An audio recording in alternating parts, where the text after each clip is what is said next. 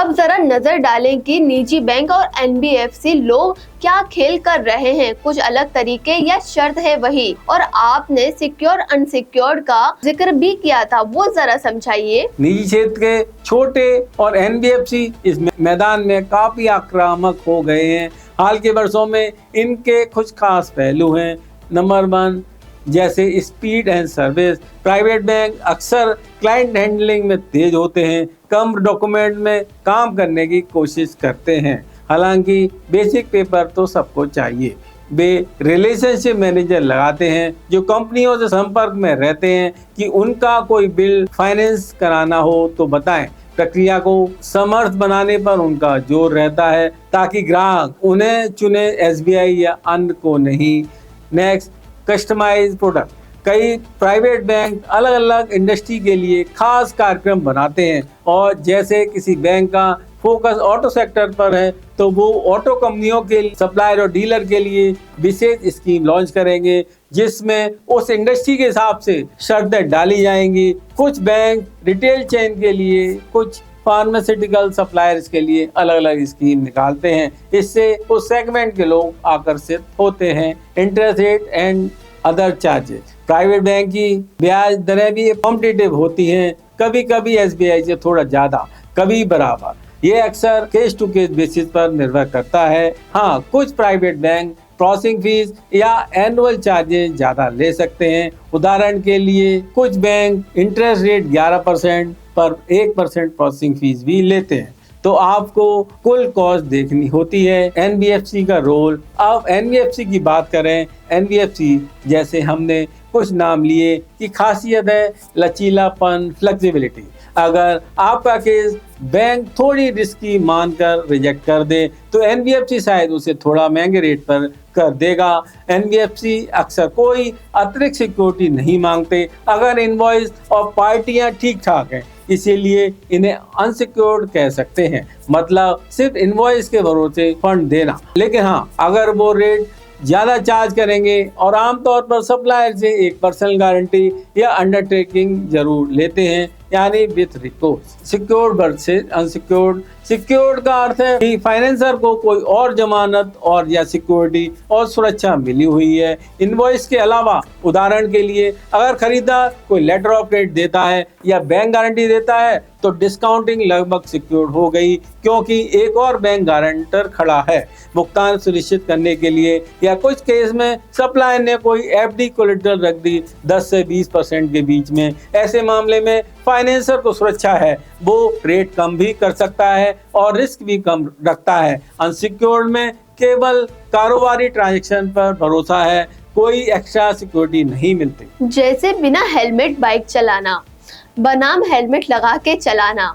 Helmet है तो जान बचने की गारंटी बढ़ जाती है। मोटा मोटा ऐसा ही है। पर जहाँ तक संभव हो बैंक एनबीएफसी खुद को हेलमेट पहना ही लेते हैं, या तो अच्छी पार्टी चुनकर या पर्सनल गारंटी आदि लेकर। NBFC fintech approach. कुछ नई एनबीएफसी और फिनटेक ने तो पूरा एल्गोरिथम बना दिया है। वे अपने खरीदार की क्रेडिट स्कोर, जीएसटी ट्रांजैक्शन, पिछले पेमेंट साइकिल सब डाटा से निकालकर फटाफट डिसीजन ले लेते हैं कि इस इनवॉइस को बिना कोलेटरल फंड करना है या नहीं। ये सब टेक वाले मॉडल क्लेम करते हैं कि वो लोन नहीं, रेवेन्यू बेस्ड फाइनेंसिंग दे रहे हैं। मतलब आपके बिजनेस के सुरक्षित कैश फ्लो को एडवांस कर रहे हैं। सुनने में बड़ा हाई टेक लग रहा है। शायद मोबाइल ऐप पर अप्लाई किया या इंस्टेंटली डिलीवर्स। हाँ, कुछ हद तक, मगर बैकएंड में वही प्रक्रिया है, थोड़ी तेज है। लेकिन यह जरूरी है कि डॉक्यूमेंट कम करना और छोटे टिकट जैसे 1 से 2 लाख के इनवॉइस भी फाइनेंस करना एनबीएफसी या फिनटेक ने मुमकिन किया है। इससे बैंक कहते हैं, पहले बैंक कहते थे 50 लाख या 1 करोड़ से नीचे की बात नहीं करेंगे, अब 5 से 10 लाख वाले इनवॉइस भी डिस्काउंट होने लगे हैं। सही में टेक्नोलॉजी से डेमोस्ट्रलाइजेशन हो रहा है। पर एक बात बताइए कि ये जो एनबीएफसी बिना जमानत देते हैं, अगर खरीदार पैसा ना दे तो वो आगे सप्लायर को पकड़ेंगे, यानी सप्लायर को गारंटी देनी पड़ती है। हाँ, अधिकतर मामले में सप्लायर को गारंटर बनना पड़ता है अपने ही बिल का। इसे हम पहले विथ रिकोर्स में कवर कर चुके हैं। इसका मतलब है कि अगर खरीदार ने तय दिन पर पैसा नहीं चुकाया, किसी भी कारण से, मसलन दिवालियापन हो गया हो या पेमेंट टाल दिया, तो फाइनेंसर आखिर में सप्लायर के पास जाएगा, भाई जो पैसा हमने तुम्हें दिया है वो वापस करो या खुद वसूली करके करो खरीदार से। असल में बहुत कम केसेज में बैंक पूरा रिस्क खुद लेते हैं, यानी नॉन रिकोर्स तभी होगा जब या तो खरीदार इतना टॉप रेटेड है कि उसके डिफॉल्ट की चिंता ही नहीं, या फिर फाइनेंसर ने बीमा ले रखा है उस रिस्क का। सप्लायर की गारंटी कई रूपों में ली जाती है। एक अंडरटेकिंग लेटर साइन कराया जाता है कि मैं सप्लायर वचन देता हूं कि यदि खरीदार ने नहीं चुकाया तो मैं चुकाऊंगा। कई बार पोस्ट डेटेड चेक ले लेते हैं सप्लायर से भविष्य की तारीख के, या किसी कानूनी डॉक्यूमेंट जिसमें सप्लायर खुद को सेकेंडरी डेटर मानता है। इसका मतलब सप्लायर के लिए रिस्क थोड़ा बना रहता है, पूरी छुट्टी नहीं है। हाँ सही, इसीलिए सप्लायर को भी सोच समझकर अपने ग्राहक के बिल डिस्काउंट कराने चाहिए। यदि कोई शक है कि खरीदार पेमेंट नहीं करेगा तो उस बिल को डिस्काउंट करा के भी फायदा नहीं है। आखिर में भुगतान फिर उसको ही करना पड़ेगा, ऊपर से ब्याज भी चला जाएगा। बिल्कुल, वरना कहीं ऐसा ना हो कि आसमान से गिरा खजूर पर अटका, मतलब पैसे के लिए बैंक पे भरोसा किया और अंत में खुद ही भरना पड़ गया क्योंकि खरीदार भाग गया। हाँ, ये दुर्भाग्य केसों में होता है, लेकिन हाँ इसीलिए हमेशा ड्यू डिलीजेंस जरूरी है। हाँ, एक और चीज, कभी कभी प्रॉपर्टी गिरवी या कोई सिक्योरिटी लेकर नॉन रिकोर्स जैसा भी कर देते हैं।